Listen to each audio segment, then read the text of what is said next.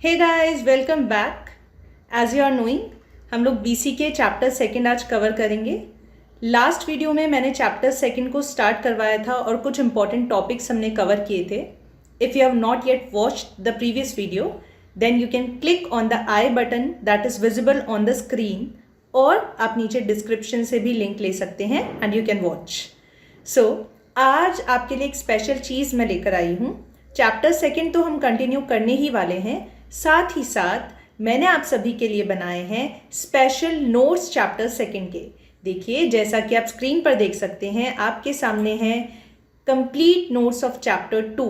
यहाँ पर मैंने हर एक सेक्शन को अलग हेडिंग दी है और उसमें आपको क्या पढ़ना है और कौन कौन से इंपॉर्टेंट पॉइंट्स हैं, ये सब अच्छे से मेंशन कर दिए हैं।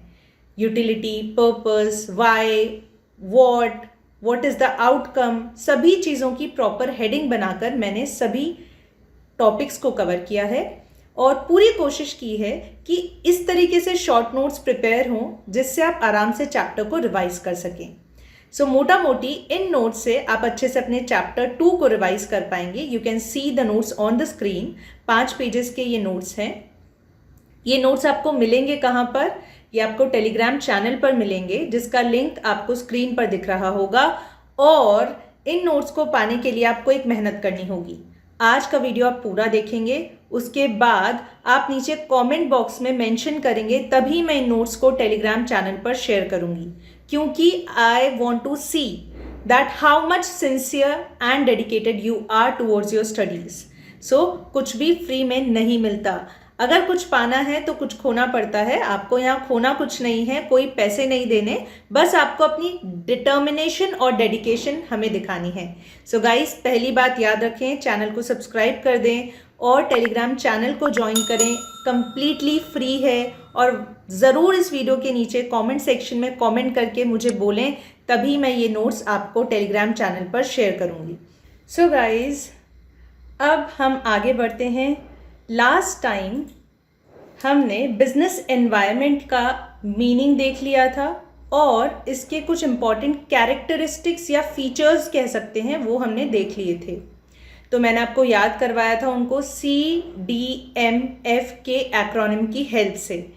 दैट इज CD ड्राइव हम पहले यूज़ करते थे, मोबाइल फ़ोन्स अब यूज़ करते हैं। तो 4 फीचर्स हमने देखे थे बिजनेस एनवायरनमेंट के। आज हम क्या देखने वाले हैं? देखिए, आज हम बिजनेस एनवायरनमेंट की इम्पोर्टेंस देखेंगे सबसे पहले, और उसके बाद हम देखेंगे relationship of various businesses with the environment, और फिर आगे बढ़ेंगे। ठीक है, एनवायरमेंटल एनालिसिस वाला पोर्शन भी कवर करेंगे। बहुत मज़ेदार लेक्चर होने वाला है। तो चलिए हम आगे चलते हैं। देखिए, बिजनेस एनवायरनमेंट क्या होता है, मैंने आपको बताया था, it is the sum total of all the forces, factors और conditions that are existing in the external environment and which have an impact on the business decision making. ठीक है, अब हम करेंगे इम्पॉर्टेंस ऑफ बिजनेस एनवायरनमेंट के topic को कवर। देखिए, इसको याद करने के लिए भी एक एक्रोनिम है, वो है BC²D²। ठीक है, सो देखो, B is what? It is image building. Image building वाला पॉइंट सबसे पहले कवर करेंगे। अब देखो, इस पॉइंट में क्या है, इमेज बिल्डिंग का मतलब क्या होता है? इट मीन्स कि हर एक बिजनेस जो होता है, एक फर्म जो होता है, वो अपनी एक इमेज बनाता है एनवायरनमेंट में। ठीक है, और एनवायरनमेंटल जो अंडरस्टैंडिंग होती है वो हमारी मदद करती है हमारी इमेज को इम्प्रूव करने में। देखिए, फॉर एग्जाम्पल, आप मेरी बात समझ रहे हैं, आई होप, कि जो भी हम एनवायरनमेंट को, हमारे चारों तरफ जो चीज़ें हो रही हैं उनको हम पढ़ते हैं, उनको हम समझने की कोशिश करते हैं, उनसे हमारी इमेज इम्प्रूव होने में हमें हेल्प मिलती है। देखिए, फॉर एग्जाम्पल, जैसे जब पावर का बहुत ज़्यादा शॉर्टेज था, इलेक्ट्रिसिटी का शॉर्टेज था, तो काफ़ी कंपनीज ऐसी थी जिन्होंने कैप्टिव पावर प्लांट्स बना लिए अपनी फैक्ट्रीज में। कैप्टिव पावर प्लांट का मतलब है उन्होंने पावर प्लांट लगाया अपनी ही फैक्ट्री में, ताकि उससे जो इलेक्ट्रिसिटी जनरेट हो उसे वो खुद ही के लिए अपनी ही फैक्ट्री में यूज़ कर सके। इससे क्या हुआ, लोगों के दिमाग में एक इमेज बनी कि अरे वाह भाई, बहुत ही अच्छा नेक बंदा है, ये तो बहुत अच्छा बिजनेसमैन है, ये हमारी इलेक्ट्रिसिटी नहीं ले रहा मतलब जो आम जनता को मिलने वाली इलेक्ट्रिसिटी है ये वो नहीं ले रहा, इसने तो खुद का ही अपने आप के लिए एक अलग से प्लांट बना लिया, ठीक है। सो ये इस तरीके के एक्ट्स करने से आपकी इमेज बिल्टअप होती है। फॉर एग्जाम्पल आप देखिए इन्फोसिस फाउंडेशन जो है, ठीक है, मिस्टर नारायण मूर्ति, आप सभी ने नाम सुना होगा इन्फोसिस फाउंडेशन के ओनर का। तो इन्फोसिस फाउंडेशन के जो ओनर हैं उनकी एक अलग ही पहचान है, इन्फोसिस की अलग ही पहचान है CSR, कॉरपोरेट सोशल रिस्पॉन्सिबिलिटी की फील्ड में बहुत डोनेशन करते हैं, बहुत ज़्यादा सोशल वेलफेयर से कंसर्न्ड हैं नारायण मूर्ति, उनकी वाइफ है मिसेस सुधा मूर्ति, और अब पूरे इन्फोसिस की बात करें तो बहुत अच्छा इमेज बिल्ड हुआ है उनका पूरे सोसाइटी में, एनवायरनमेंट में, ठीक है। फिर महिंद्रा एंड महिंद्रा जो है उन्होंने सस्टेनेबल बिजनेस प्रैक्टिसेस अडॉप्ट की, बहुत सारी ऐसी बिजनेस प्रैक्टिसेस अडॉप्ट की जिनसे बहुत फायदा हुआ, किसको, पूरे एनवायरनमेंट को, एटलीस्ट एनवायरनमेंट को नुकसान तो नहीं पहुंचाते वो। सो इसलिए उन्होंने एक अच्छी इमेज बनाई। उन्होंने एक प्रोजेक्ट नन्ही कली 1996 में स्टार्ट किया, it was towards educating the girl child, ठीक है। तो कितनी अच्छी इमेज इन सब चीज़ों से बनती है। तो ये क्या बोल रहा है, ये पॉइंट बोल रहा है कि भाई आप अगर बिजनेस एनवायरनमेंट को स्टडी करते हो, ठीक है, तो उससे आपको जो अंडरस्टैंडिंग मिलती है, जो नॉलेज मिलती है, वो आपकी हेल्प करती है आपकी इमेज को बिल्ड करने के लिए। इसी तरीके से हायर कंपनी का नाम आप सबने सुना होगा, HAIER, हायर, जो कि AC, कूलर, फ्रिज ये सब बनाती है। उन्होंने एक नई सीरीज के प्रोडक्ट्स शुरू किए, नए प्रोडक्ट्स बनाना शुरू किया एक सीरीज में, जिसका नाम उन्होंने रखा इको लाइफ सीरीज, मतलब एनवायरमेंट फ्रेंडली प्रोडक्ट्स इन्होंने बनाए, बहुत अच्छी स्टार रेटिंग वाले प्रोडक्ट्स इन्होंने बनाए। Why? So as to save the environment. तो इस तरीके से बहुत सारी इमेज बिल्डिंग एक्सरसाइजेस हो सकती हैं आपकी, अगर आप एनवायरमेंट को अच्छे से समझ लेते हैं तो, ठीक है। अब देखो नेक्स्ट हमारा जो इम्पॉर्टेंट फीचर या इम्पॉर्टेंस है वो क्या है, मैंने आपको कहा BC²D²। So image building is covered. Next 2 C हमें पढ़ने हैं। पहला है कंटिन्यूअस लर्निंग। देखो जब हमने एनवायरनमेंट के फीचर्स पढ़े, we read business environment is dynamic, मतलब कंटिन्यूअसली चेंज होता रहता है, एक बार नहीं, हमेशा बदलता रहता है। तो इसीलिए जो मैनेजर्स हैं, जो लोग मैनेज कर रहे हैं बिजनेस को, उनको भी एक मोटिवेशन मिलता है कि भाई जब एनवायरनमेंट, जिस जगह हमें काम करना है वही बदलती जा रही है, it is ever changing, it is dynamic, तो क्या हमें भी जरूरत नहीं है बदलने की। So the managers are motivated to continuously update their knowledge. आप एक एग्जाम्पल लो, आज ऑनलाइन एजुकेशन का जमाना है, जूम का, गूगल मीट का, इन सब चीजों का जमाना है। तो अगर एक टीचर है जिसे केवल ब्लैक बोर्ड पर पढ़ाना आता है, ना PPT बनानी आती, ना जूम ऑपरेट करना आता, क्या वो टीचर सरवाइव कर पाएगा? नहीं, ठीक है। So you have to continuously update your knowledge, your skill set, ठीक है। फिर नेक्स्ट C है कंपटीशन। सो एनवायरनमेंट आपकी मदद करता है, एनवायरनमेंट की अंडरस्टैंडिंग आपकी मदद करती है अपने कंपटीशन को समझने में, ठीक है, उनको मात देने में। देखो आप सभी को अगर आइडिया हो इस चीज़ का, बहुत पहले, कुछ सालों पहले की बात है, पैंटीन जो कंपनी है, शैम्पू की कंपनी, आप सब जानते होंगे, ठीक है, हो सकता है आप में से कुछ यूज़ भी करते हो पैंटीन शैम्पू। ये प्रॉक्टर एंड गैम्बल कंपनी का प्रोडक्ट है पैंटीन, ठीक है। सो P&G कंपनी ने एक एडवर्टीजमेंट शुरू किया था। मुंबई में बड़े बड़े होर्डिंग्स लगाए गए थे और एडवर्टीजमेंट कुछ ऐसा था कि उन्होंने एक शैम्पू की बोतल दिखाई थी, ठीक है, 2 शैम्पू के बॉटल्स दिखाए और वहाँ पर ऐसा लिखा था कि अ मिस्ट्री शैम्पू, ठीक है, मतलब भाई आपको गेस करना था कि ये कौन सा शैम्पू है ना, अ मिस्ट्री शैम्पू लिखा था और नीचे लिखा था 80% विमेन जो है वो कहती हैं कि इससे बेटर कुछ और नहीं है। इन्होंने एडवर्टीजमेंट किया, बड़े बड़े बैनर्स, पोस्टर्स लगाए और ऐसा लिखा मिस्ट्री शैम्पू, और 80% वीमेन से nothing is better than this shampoo. तो आपको SMS करके, एक नंबर दिया हुआ था, उस पर SMS करके बताना था ये कौन सा शैम्पू है। तो पैंटीन का एडवर्टीजमेंट किया जा रहा था बहुत जोरों शोरों से, ठीक है। तभी क्या हुआ, तभी भाई एक बहुत शातिर सी एक स्ट्रैटेजी अपनाई हिंदुस्तान यूनिलीवर लिमिटेड ने, जिनका एक शैम्पू का ब्रांड है डव, नाम सुना होगा आपने डव शैम्पू का।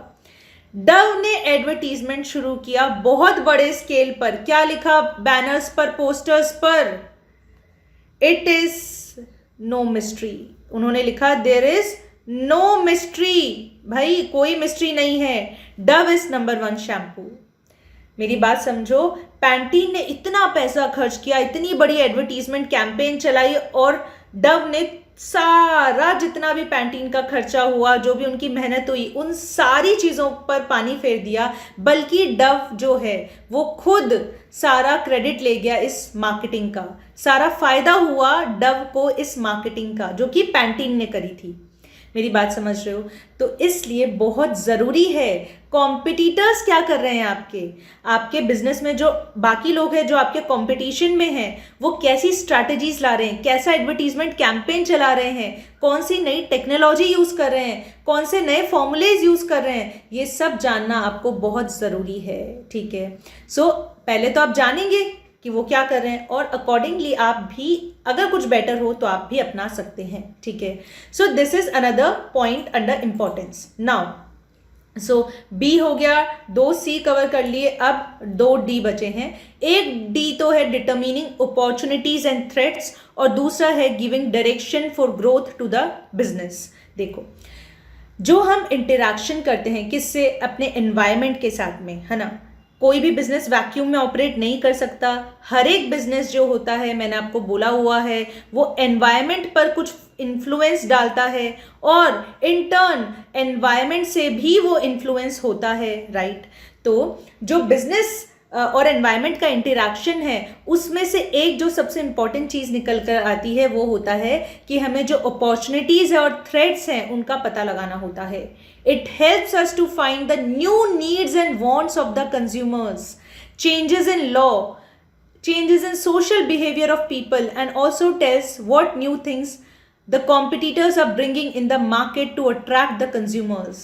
मतलब आपको अपॉर्चुनिटीज और थ्रेट्स का पता लगता है। देखो क्यों ज़रूरी है ये, अब आप एक बात को समझना। मान लीजिए कोई कानून आया जिसमें बदलाव हो गया, ठीक है, फॉर एग्जाम्पल जीएसटी लॉ आया। अब अगर आप बिजनेस में हैं, आप पे जीएसटी अप्लाई हो रहा है, तो आपको जानना पड़ेगा ना कि जीएसटी क्या है, इसके अंदर क्या होगा, तभी तो आप सही से बिजनेस कर पाएंगे। ठीक है, उसके बाद देखिए, आपने अगर कभी सुना हो भारत स्टेज एमिशन स्टैंडर्ड्स होते हैं, भारत स्टेज एमिशन स्टैंडर्ड्स, मतलब यूरोपियन एमिशन स्टैंडर्ड्स के बेसिस पर हमने भी भारत स्टेज एमिशन स्टैंडर्ड्स बनाए हैं। मतलब कोई भी जब नया व्हीकल आता है, ठीक है, तो व्हीकल्स जब आते हैं तब उनमें एमिशन नॉर्म्स उनको फॉलो करने होते हैं। अभी इंडिया में BS4 एमिशन स्टैंडर्ड्स को हम फॉलो कर रहे हैं।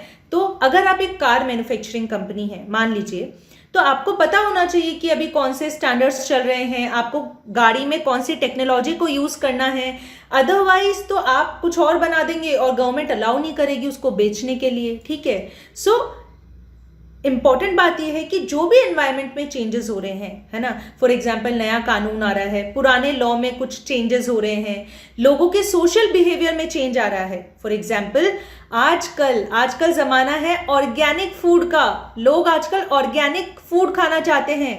आप देखिए पोहा, भेलपुरी, कितनी भी चीज़ें देखिए खाने पीने की, आप सब्जी फ्रूट सबके सामने अच्छी सी पैकेजिंग करते हैं, ऑर्गेनिक लिखते हैं, डबल दाम में बिक रहा है कि नहीं बिक रहा? बिल्कुल बिक रहा है। क्यों बिक रहा है भाई?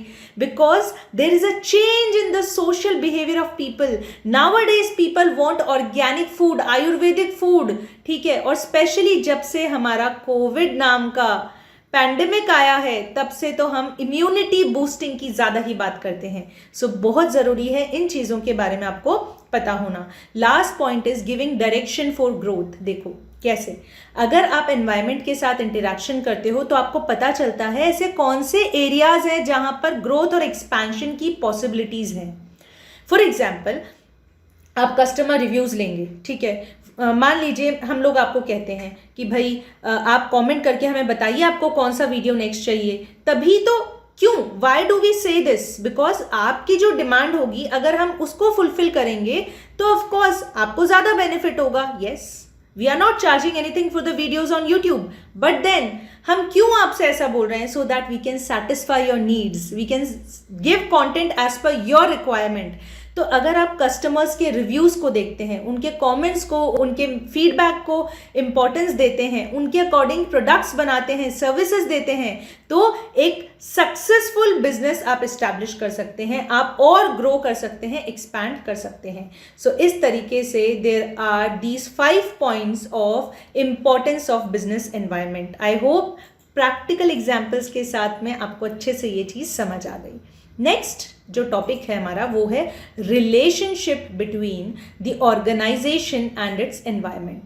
मैंने आपको ऑलरेडी बताया है पहले भी कि जो बिजनेस होता है, जो हमारा ऑर्गेनाइजेशन है, फर्म है, वो क्या है, एनवायरनमेंट पर इन्फ्लुएंस डालता है, फ़र्क डालता है, ठीक है। और इसी तरीके से एनवायरनमेंट से इन्फ्लुएंस होता भी है, ठीक है। ऑल राइट, सो देखो यहाँ पर क्या है, आपको क्या पढ़ना है। यहाँ पर जो आपके एग्जाम में बार बार क्वेश्चन आता है इस टॉपिक से रिलेटेड, एक क्वेश्चन पूछते हैं वो, what is the relationship between organization and its environment. मतलब ये रिश्ता क्या कहलाता है, ठीक है, ये रिश्ता क्या कहलाता है, किसके बीच का?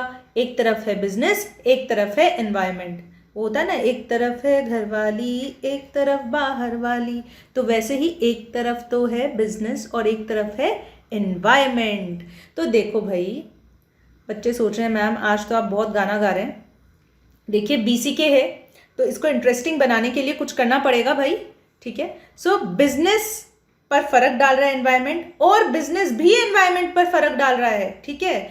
तो भाई किस तरीके के एक्सचेंजेस होते हैं, वो MCQ पूछेगा आपसे, what is the relationship between business and the environment. तो आप कहेंगे 3 तरीके के रिश्ता है, 3 तरीके का आदान प्रदान है, 3 तरीके का एक्सचेंज है। क्या? Exchange of resources, exchange of information and exchange of influence and power. Resources, information, influence and power, ये 3 तरीके के एक्सचेंजेस होते हैं बिजनेस और एनवायरनमेंट के बीच में, ठीक है भाई। तो इंटरचेंज ऑफ इंफॉर्मेशन होता है।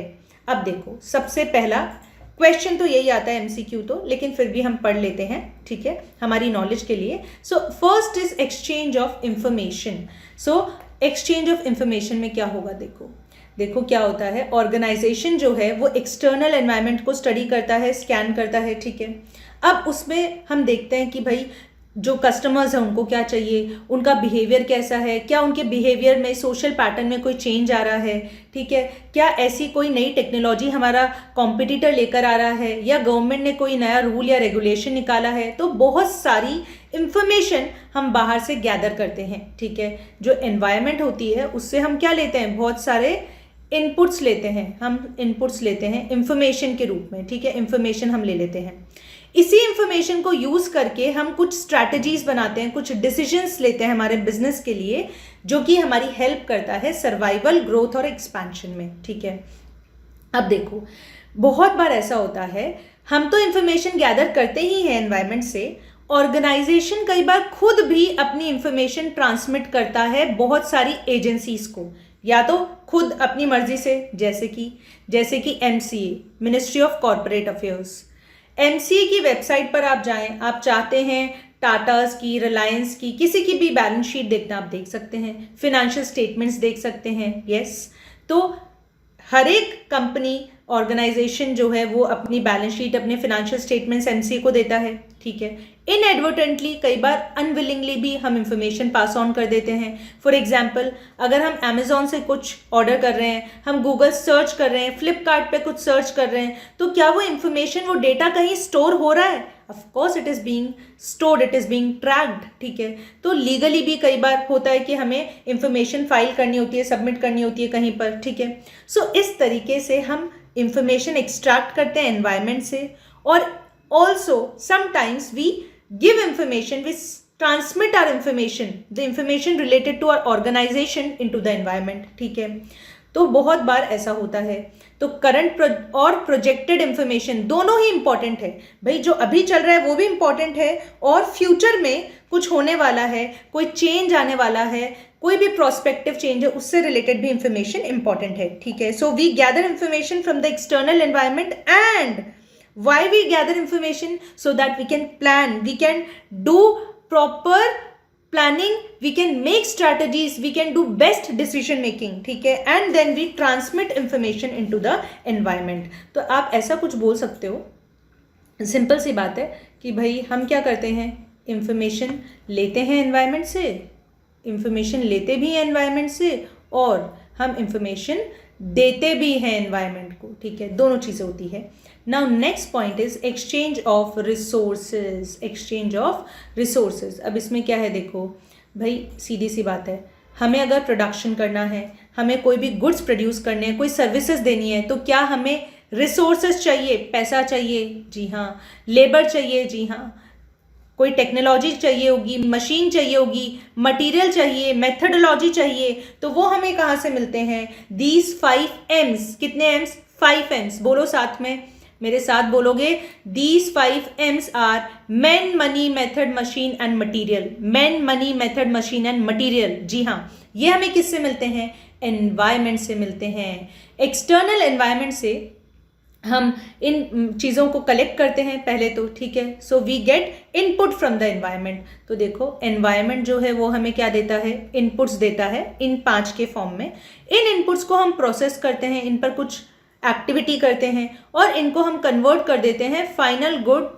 या सर्विस में, ठीक है भाई, फाइनल गुड्स या सर्विसेज में हम कन्वर्ट कर देते हैं। और फाइनली ये गुड्स या सर्विस जो भी हम बनाते हैं, ये हम किसको देते हैं, ये हम अपने क्लाइंट्स को सेल कर देते हैं, उनको पास ऑन कर देते हैं, who reside in the external environment. मतलब आया कहाँ से इनपुट, एनवायरनमेंट से, फिनिश प्रोडक्ट, फाइनल गुड किसको बेचा, एनवायरनमेंट में रहने वाले क्लाइंट्स को बेचा, ठीक है। So this is another thing, okay.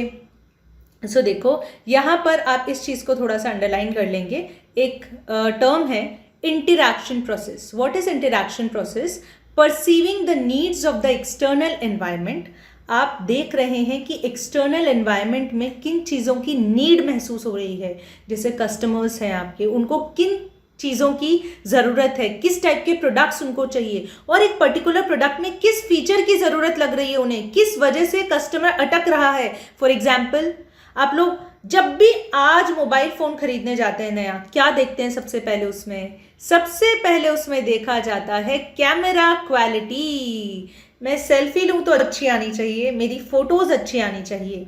So first of all you perceive the needs of the external environment and then you cater to them. उसके बाद पहले तो आप पता लगाते हो कि दुखती रग क्या है, किस चीज़ की ज़रूरत है कस्टमर को, एनवायरनमेंट में क्या डिमांड है, और फिर उसको फुलफिल करते हो। You satisfy the expectations and demands of the clientele. Customers की डिमांड को सेटिस्फाई करोगे भाई। Customers, employ, shareholders, creditors, suppliers, local community, general public, सभी की डिमांड को आप सेटिस्फाई करोगे, उनकी एक्सपेक्टेशंस पर आप खरा उतरने की कोशिश करोगे, ठीक है। यहाँ पर एक छोटा सा पीस ऑफ इंफॉर्मेशन है जो कि आपको मार्क करना है। देखिए ये रियलिटी बाइट वाला जो बॉक्स बना हुआ है, इसमें लिखा है any data having commercial importance is information. ये एग्जाम में पूछा जा सकता है एंड इससे आपका क्वेश्चन नंबर 46 साथ साथ में सॉल्व होगा, ठीक है, क्वेश्चन नंबर 46। और इसे आप याद रखेंगे, जो भी डेटा आपके लिए कमर्शियली इंपॉर्टेंस रखता है, जो आपके काम का है। फॉर एग्जाम्पल, अगर मान लो भारत एमिशन स्टैंडर्ड्स जो हैं उनमें कोई चेंजेस आए तो as a teacher at Unicom मुझे इफेक्ट करेगा क्या, नहीं। पर अगर आप एक कार मैन्युफैक्चरर हैं तो क्या ये आपके लिए इंपॉर्टेंट है, मेरे लिए काम का नहीं है, बट कमर्शियली अगर आप एक कार मैन्युफैक्चरर हैं तो आपके लिए इंपॉर्टेंट है, तो ये आपके लिए डेटा हो जाएगा। Any data which is commercially important, ये आपके लिए इंफॉर्मेशन हो जाएगी, पर मेरे लिए ये कोई काम की बात नहीं है, कोई मेरे लिए इंफॉर्मेशन नहीं होगी ये, ठीक है। ऑल राइट, ठीक है, फिर यहाँ से आपका क्वेश्चन नंबर 1 सॉल्व हो जाएगा। ऑल राइट, अब नेक्स्ट पॉइंट देखो, नेक्स्ट पॉइंट क्या है, exchange of influence and power. 3 type के एक्सचेंजेस हैं भाई, एक्सचेंज ऑफ क्या है, information, resources, and the last is influence and power. अब देखो मैंने आपको पहले भी बोला, एनवायरनमेंट जो है उस पर हम इन्फ्लुएंस डाल सकते हैं। एक बिजनेस ऑर्गेनाइजेशन, एग्जाम्पल पतंजलि। देखो पतंजलि ने क्या किया, पतंजलि जब बाबा रामदेव आए, उन्होंने इतनी बड़ी कंपनी बना ली पतंजलि, उन्होंने हर चीज में एक इंजेक्शन डाला। किस चीज का इंजेक्शन डाला, एक डोज डाला आयुर्वेद का, ठीक है, आयुर्वेदा। सो आयुर्वेदिक बिस्किट खाइए, आयुर्वेदिक नूडल्स खाइए, आटा नूडल्स खाइए, मैगी मत खाइए, मैदा आपके पेट में चिपक जाता है, आटा नूडल्स खाइए। आयुर्वेदिक ही आप बॉर्नवीटा वाला जो आता है मिल्क पाउडर वो पीजिए। आयुर्वेदिक तेल इस्तेमाल कीजिए। आयुर्वेदिक विम बार की जगह आयुर्वेदिक यूटेंसिल्स के लिए उन्होंने बार निकाला जो कि ऐश से बना होगा, ऐश से बना होता है वो कहते हैं। Then he came out with a toothpaste known as Dant Kanti. आप मुझे कमेंट सेक्शन में कमेंट करके जरूर बताएं कि दंत कांति कितने फैमिलीज में यूज हो रहा है, किस किस की फैमिली में यूज हो रहा है। Please tell me, I will be really happy to know. तो भाई टूथपेस्ट लेकर आए वो दंत कांति। अब देखो ये दंत कांति लेकर आए, इन्होंने कैसे एनवायरमेंट को इन्फ्लुएंस किया। इसके रिस्पॉन्स में कोलगेट जो कि इतनी पुरानी कंपनी है, ठीक है, कोलगेट इतना पुराना ब्रांड है टूथपेस्ट में, टूथपेस्ट सेक्टर में, कोलगेट ने एक वेद शक्ति नाम का टूथपेस्ट इंट्रोड्यूस कर दिया। क्यों? Inspired by Baba Ramdev of course, ठीक है। तो किस तरीके से एक बिजनेस ऑर्गेनाइजेशन पूरी एनवायरनमेंट पर फर्क डाल सकता है। फिर बाकी कुछ टूथपेस्ट कंपनीज भी हैं जिन्होंने इस तरीके से एडवर्टीजमेंट किया कि भाई हम भी आयुर्वेदिक टूथपेस्ट बना रहे हैं, इसमें हम नीम डाल रहे हैं, जड़ी बूटियां डाल रहे हैं एंड ऑल, ठीक है। इसी तरीके से एनवायरनमेंट जो है वो भी बिजनेस पर इम्पैक्ट डालता है। वो कैसे, मैं आपको एक प्रैक्टिकल एग्जाम्पल देती हूँ। देखिए कोविड 19, ठीक है, कोविड आ गया। कोविड में क्या हो रहा है भाई, आपके कान मुंह नाक से कोविड अंदर जा रहा है, ठीक है। अभी सबसे इंपॉर्टेंट जो वर्ड पूरे टाइम कोविड के दौरान छाया हुआ रहा वो हो इम्यूनिटी। भाई इम्यूनिटी स्ट्रांग रखो, इम्यूनिटी बूस्ट करो। इम्यूनिटी लो होने की वजह से कोविड हो रहा है, जिनकी इम्यूनिटी अच्छी है उनको नहीं हो रहा है। So every company came up with something related to boosting the immunity. Art of Living Foundation का नाम आपने सुना होगा, पतंजलि को आप सभी जानते हैं। इन्होंने अनगिनत प्रोडक्ट्स निकाले इम्यूनिटी के नाम पर। पतंजलि ने तो एक ऐसा इम्यूनिटी बूस्टिंग किट भी निकाल दिया जिससे गवर्नमेंट ऑफ इंडिया ने अप्रूवल भी दिया, ठीक है। सो किस तरीके से एनवायरनमेंट में जो चीजें हो रही है वो बिजनेस फर्म्स पर भी इम्पैक्ट डालती है, ठीक है। तो मैंने आपको एग्जाम्पल दे दिया दंत कांति का, आटा नूडल्स का, पतंजलि का, इम्यूनिटी बूस्टिंग किट का। तो आप आराम से समझ सकते हैं कि भाई फर्क तो पड़ता है एक दूसरे पर, ठीक है। और राइट, उसके बाद यहाँ पे देखें, इस चीज़ को आप थोड़ा सा मार्क करेंगे कि क्या होता है एनवायरनमेंट में कुछ अपॉर्चुनिटीज़ होती है, कुछ इंसेंटिव्स होते हैं, कुछ रिवॉर्ड्स होते हैं, मतलब पॉजिटिव चीज़ होती है हमारे लिए।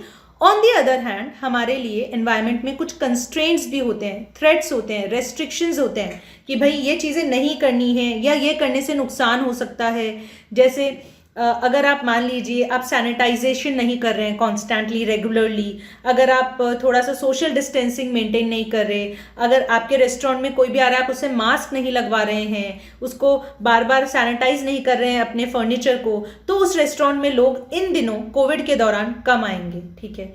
तो आपको पता चलता है एनवायरनमेंट की स्टडी से कि भाई किस तरीके के थ्रेट्स हैं, किस तरीके के एडवांटेजेस अपॉर्चुनिटीज अवेलेबल हैं एनवायरनमेंट में, ठीक है। ऑल राइट, अब यहाँ देखिए, यहाँ लिखा है रियलिटी बाइट का जो अपना बॉक्स है उसमें एफएमसीजी कंपनी पतंजलि, ठीक है। What is FMCG company? FMCG बोले तो होता क्या है? अब आप कहेंगे ma'am fast moving consumer goods, वो मुझे भी पता है। देखिए ये एग्जाम में आपसे कोई पूछने नहीं वाला, बट मैं हमेशा कहती हूँ आपको बीसीके को समझना है, ठीक है, और फिर याद करना है, ठीक है। ऐसा नहीं है कि हम सीधे सीधे रट लेंगे, चीज़ों को जहाँ समझ सकते हो एटलीस्ट समझो। तो फास्ट मूविंग कंज्यूमर गुड्स जो है वो 4th लार्जेस्ट सेक्टर है इंडिया में, ठीक है। इंडियन इकोनॉमी का 4th लार्जेस्ट सेक्टर है, ठीक है। क्या होते हैं फास्ट मूविंग कंज्यूमर गुड्स? ऐसे गुड्स जिनको बनाया कंपनी ने, बनाते ही प्रोडक्शन होते ही वो शेल्फ में चले जाते हैं, मतलब डिस्ट्रीब्यूटर्स के पास, होलसेलर्स रिटेलर्स के पास जाएंगे और वहां पहुंचते ही बिक जाते हैं। उनकी ज्यादा शेल्फ लाइफ नहीं होती, वो ज्यादा देर ना पड़े नहीं रहते हैं, जैसे साबुन, सर्फ, खाने की चीजें, किराना का आइटम जो भी होता है। So all these goods are high turnover consumer packaged goods. For example, that is, we can say goods that are produced, distributed, marketed and consumed within a short span of time. ऐसे goods जिनको आपने produce किया, distribute कर दिया, marketing कर दी और consume भी कर लिया फट से, ठीक है। ओके तो ये हो गया एफएमसीजी गुड्स क्या होते हैं, मैंने आपको बता दिया। देखो जो पतंजलि का मैंने आपको बताया, इन्होंने लिखा है Patanjali endorsed by Baba Ramdev is now a big player in the industry, और उसने टफ कंपटीशन दिया है एफएमसीजी प्लेयर्स को, जैसे हिंदुस्तान यूनिलीवर लिमिटेड। एचयूएल का भी मैंने आपको एग्जांपल दिया था। एचयूएल का एक शैम्पू का ब्रांड नेम है डव, ठीक है, डव। और जो हेड एंड शोल्डर्स है, हेड एंड शोल्डर्स वो किसका है, वो पीएनजी का है, प्रॉक्टर एंड गैम्बल का है हेड एंड शोल्डर्स, ठीक है। इसी तरीके से गोदरेज, डाबर, इन सारी कंपनीज को पतंजलि बहुत अच्छा तगड़ा कंपटीशन दे रहा है, ठीक है। So why, because people these days are preferring ayurvedic products over chemical products, ठीक है। तो पतंजलि की सक्सेस ने ये बता दिया भाई कि मार्केट सर्वे करके आप किस तरीके से मार्केट को कैप्चर कर सकते हो। क्या बोला, मार्केट सर्वे करके, मार्केट का एनालिसिस करके, उसको स्टडी करके आप कैसे मार्केट कैप्चर कर सकते हो, ये पतंजलि ने हमें दिखा दिया। Now, it gathers the information from the market about the public preferences and then uses this information to fulfill their needs, ठीक है, by launching the new products, या तो नए प्रोडक्ट लॉन्च करेगी जैसे आटा नूडल्स, और या फिर एग्जिस्टिंग प्रोडक्ट्स में कुछ चेंजेस करेगी। जैसे पतंजलि का आप सबको पता होगा एक ग्रीन कलर का एलोवेरा जेल आया करता था पहले, एलोवेरा जेल, ठीक है, वो जेल तो अभी भी आ रहा है। उसके साथ ही उन्होंने उसमें येलो कलर का एक एलोवेरा जेल इंट्रोड्यूस कर दिया, जिसे उन्होंने कुछ सौंदर्य करके, केसर से रिलेट करके एक नया प्रोडक्ट का नाम दिया, येलो एलोवेरा जेल, ठीक है। सो नए प्रोडक्ट्स को भी लॉन्च कर सकते हो आप, पुरानों में मॉडिफिकेशन कर सकते हो। So guys, this was all for the day. आज हमने क्या क्या कवर किया मैं एक बार आपको दिखा देती हूँ। देखिए, हमने इस लेक्चर में बिजनेस एनवायरनमेंट की इम्पॉर्टेंस को हमने देख लिया अच्छे से, विथ प्रैक्टिकल एग्जाम्पल्स, सभी पॉइंट्स के एग्जाम्पल्स मैंने दिए आपको, ठीक है। और हमारा एक्रोनिम था BC² D², और साथ साथ में हमने रिलेशनशिप देख लिया एनवायरनमेंट और बिजनेसेस का, ठीक है, कि किस तरीके से एक्सचेंजेस होते हैं, 3 टाइप के, इंफॉर्मेशन, रिसोर्सेज और इन्फ्लुएंस एंड पावर का एक्सचेंज होता है, ठीक है। सो ये आप, आई होप आपको मज़ा आया बहुत और अच्छे से समझ आया आपको। Now let me remind you, मैंने नोट्स बनाए हैं चैप्टर 2 के, जो कि आप टेलीग्राम चैनल से ले सकते हैं, लिंक नीचे डिस्क्रिप्शन बॉक्स में आपको मिल जाएगा। पर याद रखें, अगर आप नीचे कमेंट करेंगे, अपनी प्रेजेंस मार्क करेंगे, तभी मैं नोट्स को शेयर करूंगी, otherwise I will not share these notes, ठीक है। सो बहुत कम दिन बचे हैं आपके एग्जाम्स में, यही कहूंगी कि मन लगाकर पूरी डेडिकेशन के साथ पढ़ाई करो। हमारी पूरी टीम आपके साथ है, और आपको जो भी नेक्स्ट टॉपिक चाहिए ज़रूर नीचे कमेंट बॉक्स में कमेंट करके मुझे बताना, ताकि मैं जल्दी से BCK का नेक्स्ट वीडियो भी आपके लिए लेकर आ सकूं। तब तक के लिए guys, keep solving MCQs, keep in touch with your modules, don't ignore your modules at all. I'll see you soon in the next video. Till then, don't forget to like the video, share it and subscribe to the channel for your own benefits. I'll see you soon. Bye bye.